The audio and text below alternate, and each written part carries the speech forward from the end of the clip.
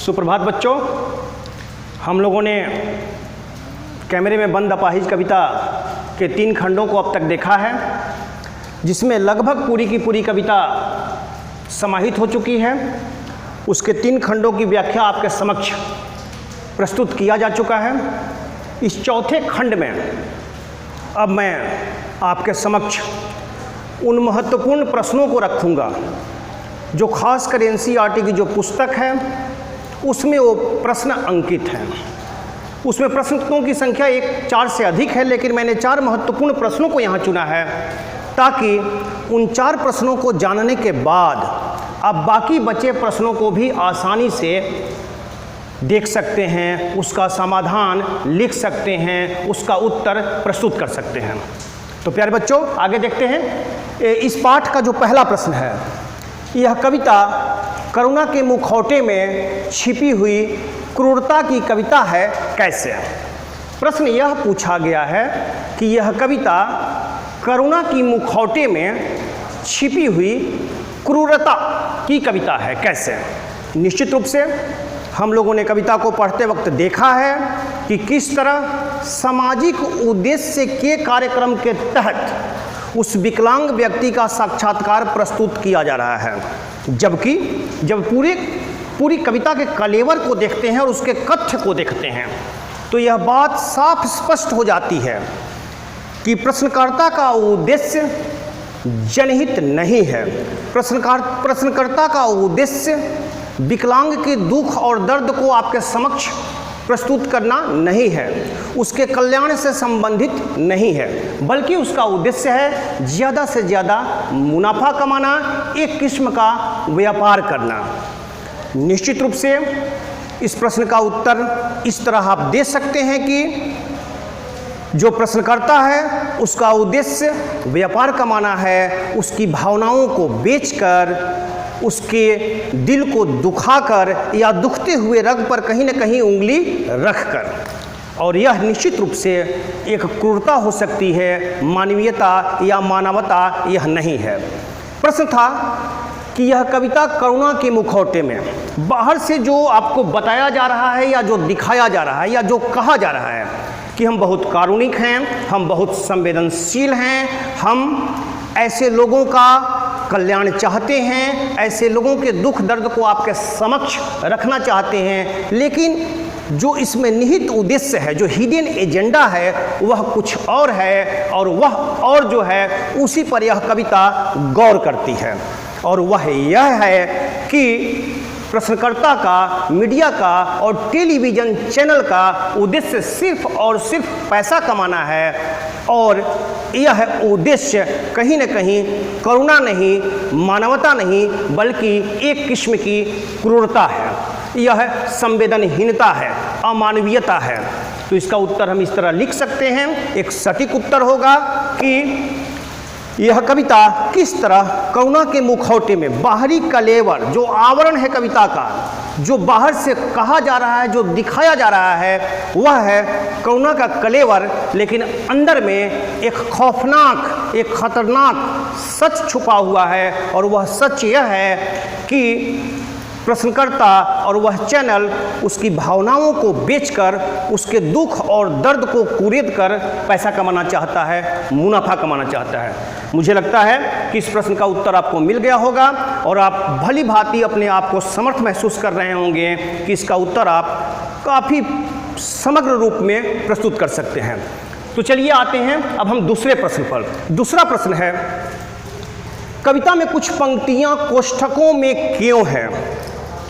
दोस्तों, बहुत ही प्रारंभ में मैंने ये बात आपको बताई थी कि कोष्ठकों में जो पंक्तियाँ लिखी गई हैं विदिन द ब्रैकेट, उसका निहितार्थ यह है कि ये पंक्तियाँ प्रसारण के समय, जब वह साक्षात्कार का प्रसारण किया जाएगा, टेलीकास्ट किया जाएगा, उस वक्त यह कथन, यह संवाद आपके समक्ष प्रसारित नहीं होगा। मतलब यह कि पर्दे के पीछे की बातें हैं, पर्दे के पीछे की बातें हैं। हो सकता है एक एंकर अपने कैमरामैन से यह बात कर रहा हो सकता है वह एंकर अपने किसी सहयोगी से यह बात कर रहा हो, लेकिन यह बात, यह जो कथन है, यह जो संवाद है, यह संवाद का टेलीकास्ट नहीं किया जाएगा, प्रसारित नहीं किया जाएगा, बल्कि यह एक संकेत के रूप में बातें दी गई है, एक हिंट्स के रूप में बातें दी गई है। मुझे लगता है कि बात स्पष्ट हो गई होगी। इसका निहितार्थ, इसका उद्देश्य, इसका कारण यह है कि इसका प्रसारण टेलीविज़न पर नहीं किया जाएगा। यह एक संकेतक के रूप में यहाँ बात कही गई है, इसीलिए उसको कोष्ठक में रखा गया है। मुझे लगता है कि यह दूसरा प्रश्न भी आपके समक्ष पूरी तरह खुल चुका होगा, स्पष्ट हो चुका होगा। आप उसे पूरी तरह, या कह सकते हैं कि पूरी समग्रता के साथ इसका उत्तर आप प्रस्तुत करने में अपने आप को सक्षम महसूस कर रहे होंगे। चलिए अब हम आते हैं तीसरे प्रश्न पर। तीसरा प्रश्न है, यदि आपको शारीरिक चुनौती का सामना कर रहे किसी व्यक्ति या मित्र का परिचय लोगों से करवाना हो तो किन शब्दों में करवाएंगे? मतलब यह है, बहुत सारे हमारे दोस्त हो सकते हैं, हमारे पास पड़ोस में रहने वाले लोग हो सकते हैं जो विकलांग हो सकते हैं, अपाहिज हो सकते हैं। प्रश्न यह किया गया है, प्रश्न यह पूछा जा रहा है कि मान लीजिए कि आपका कोई संबंधी, कोई मित्र अगर विकलांग है, तो आप उसका परिचय, आप उसको किसी दूसरे व्यक्ति या अपने किसी दूसरे दोस्त के समक्ष इंट्रोड्यूस कैसे करेंगे, उसका परिचय कैसे करवाएंगे? निश्चित रूप से यह प्रश्न बहुत ही महत्वपूर्ण प्रश्न है और इसका उत्तर हम सभी को जानना चाहिए, जानना ही नहीं चाहिए बल्कि कुछ दूर तक हमें महसूस करना चाहिए। दोस्तों, अगर एक विकलांग व्यक्ति को बताया जाए कि नहीं ये विकलांग हैं, अपंग हैं, अपाहिज हैं और ये किस किस्म का अपाहिजपन इनका है, निश्चित रूप से यह बात उसके दिल को दुखाएगी, उसके दर्द को कुरेदने जैसा हो जाएगा। किसी की दीनता, हीनता, उसकी असमर्थता को चिन्हित कर किसी के समक्ष रख देना कि नहीं भाई ये लंगड़े हैं, चल नहीं पाते हैं, इनको हम सहायता करते हैं, इनका सहयोग करते हैं तब चलते हैं, ये देख नहीं पाते हैं, इनकी ये मजबूरियां हैं, ये कमियां हैं। निश्चित रूप से अगर ऐसी बातें किसी के समक्ष रखी जाए किसी के बारे में, तो उसका मन दुखी होगा, उसका दुख और दर्द कहीं ना कहीं पहले से और बड़ा हो जाएगा और व्यापक हो जाएगा। वह आदमी पहले से ज़्यादा दीनहीन महसूस करना शुरू कर देगा। तो यह एक सही तरीका नहीं है। हम उस यथार्थ से परिचित हैं, हम जानते हैं कि यह अपने आप में एक सच कुछ दूर तक है, परंतु उस सच को सब लोग देख रहे हैं कि वह व्यक्ति विकलांग है, वह अपाहिज है या किसी तरह की शारीरिक चुनौती का सामना वह व्यक्ति कर रहा है। प्यारे बच्चों, ऐसी स्थिति में अगर उस व्यक्ति का परिचय कराना हो तो कहीं न कहीं उसकी विशेषताओं को हम चिन्हित करेंगे, उसको अंडरलाइन करेंगे, उसको रेखांकित करेंगे। हो सकता है कि एक विकलांग व्यक्ति बहुत अच्छा वक्ता हो सकता है कि एक विकलांग व्यक्ति बहुत अच्छी कहानी लिखता हो सकता है कि एक विकलांग व्यक्ति बहुत अच्छा पेंटर हो, चित्रकार हो सकता है कि एक विकलांग व्यक्ति बहुत अच्छा गायक हो सकता है कि वह विकलांग व्यक्ति अपने क्षेत्र में विकलांगों के बीच बहुत अच्छा खिलाड़ी रहा हो। आप जानते हैं कि उन लोगों के लिए ओलंपिक अलग से होता है जिसको पैरा ओलंपिक कहते हैं। तो ध्यान रहे कि अगर वैसे व्यक्ति का परिचय किसी के समक्ष हम प्रस्तुत कर रहे हैं या करवा रहे हैं तो हमारी कोशिश ये होनी चाहिए, हमारा प्रयास यह होना चाहिए कि हम उसकी कमियों को रेखांकित करने के बजाय हम उसकी विशेषताओं को रेखांकित करें। उससे थोड़ा सा वह आदमी, वह विकलांग व्यक्ति पहले से गौरवान्वित महसूस करेगा, वह अपने आप पर गर्व महसूस करेगा, कहीं ना कहीं उसके अंदर एक अतिरिक्त ऊर्जा का स्रोत पैदा होगा और वह भी लगेगा कि नहीं हम भी मुख्य धारा के व्यक्ति हैं, हमारी भी अपनी पहचान है। मुझे लगता है कि आपकी मेरी बात आप तक पहुंच गई होगी कि एक विकलांग व्यक्ति का परिचय किस तरह हमें कराना है। मतलब यह मोटे तौर पर आप इसे संक्षेप में समझ सकते हैं कि उसका परिचय प्रस्तुत करते वक्त हमें उसकी कमियों को, उसकी मजबूरियों को रेखांकित नहीं करना है, बल्कि हमें उसकी विशेषताओं को, उसकी खूबियों को रेखांकित करना है ताकि उस व्यक्ति को भी लगे और उसकी एक पहचान भी स्थापित हो सके। और उसे लगे कि नहीं, मैं इनसे अलग नहीं हूँ, मेरी भी यह पहचान है, लोग मेरी भी प्रशंसा करते हैं। तो एक इंक्लूसिव, ये समावेशी अप्रोच है, यह एक दृष्टिकोण जो हुआ समावेशी दृष्टिकोण है कि नहीं, हम सब एक हैं, वो हमसे अलग नहीं है। ठीक है, शारीरिक चुनौती का सामना वह कर रहा है, लेकिन वह हमसे अलग नहीं है। उसके अंदर भी यह भावना प्रबल होगी कि हम भी इनसे अलग नहीं है। यह हुआ समावेशी दृष्टिकोण, जो मुझे लगता है कि ऐसा ही किया जाना चाहिए और यही इसका सबसे सटीक उत्तर है। तो मुझे लगता है कि आप इसका उत्तर अच्छी तरह से अब लिख पाएंगे, मेरी बात आप तक अच्छी तरह पहुंच चुकी होगी।